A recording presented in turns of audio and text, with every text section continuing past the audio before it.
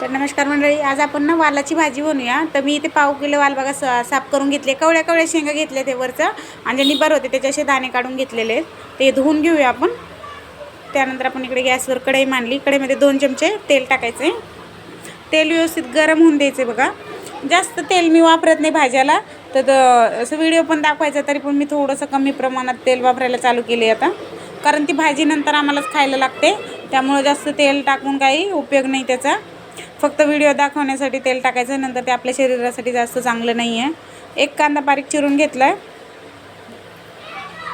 त्यात कढीपत्ता टाकले बघा। कांदा थोडासा आपण गुलाबी रंगावर भाजूया। गॅसची फ्लेम इथे फास्ट ठेवली।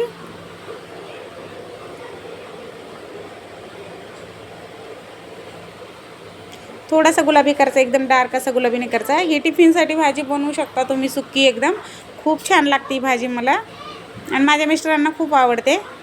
तर कांदा बघा थोडासा असा सॉफ्ट झाला आहे। त्यानंतर आपण एक टमाटर घेतले, टमाटर पण मी असं बारीक चिरून घेतलेलं आहे। टमाटर पण आपण 1 ते 2 मिनिटं फक्त परतून घेऊया।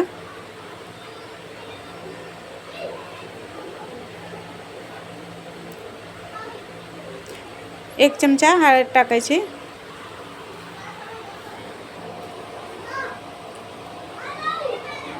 आणि 1 चमचा लाल तिखट तुम्ही तुमच्या आवडीप्रमाणे कमी जास्त करू शकता।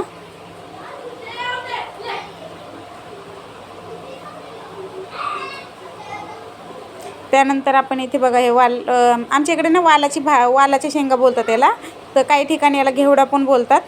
त्यानंतर इथे आपले शेंगा टाकून घेतले की चवीप्रमाणे मीठ टाकायचं आहे आणि इथे मी शेंगदाणा भाजून घेतले होते आणि भरपूर असा लसूण घेतलेला याच्यामध्ये। तर शेंगदाण्याने लसणाचं असं कूट बनवून घेतलेले बघा। तर तुम्हाला हवं तेवढं तुम्ही टाकू शकता। मी थोडीशी रस्सा करणार आहे याचा, तर तुम्ही टिफिनसाठी बनवणार असेल तर फक्त वाफेवर बनवा आणि घरात खायला बनवायचं थोडंसं मला रस्सा भाजी बनवायची। याच्यात थोडंसं आपण गरम पाणी टाकू, जास्त पातळ नाही करायची, फक्त भाजी म्हणजे थोडंसं असं मला थोडं रस्सा करायचं आहे, म्हणजे आपण याचा काय भाताबरोबर पण खाऊ शकतो। तर बघा एवढेच याच्यामध्ये आपल्याला ही भाजी शिजवायची, व्यवस्थित मिक्स करून घ्यायची। आता याच्यावर आपण झाकण मांडूया, 4 ते 5 मिनिटांमध्ये आपली ही भाजी तयार होईल। गॅसची फ्लेम उकळी असतो फास्ट ठेवायची, त्यानंतर स्लो करायची। स्लो करून 4 ते 5 मिनिटं ठेवली होती। भाजी एकदम मस्त मऊ शिजली बघा। शेंगा पण कवळ्या कवळ्या होत्या, ते बघू शकता। थोडासाच रस्सा ठेवला मी याच्यामध्ये।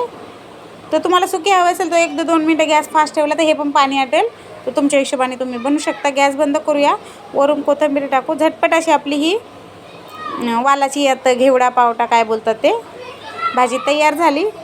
तुम्हाला माझा हा व्हिडिओ आवडला का नक्की सांगा। आवडला असेल तर व्हिडिओला एक लाईक नक्की करा। भेटूया आपण नेक्स्ट व्हिडिओमध्ये, तोपर्यंत बाय बाय।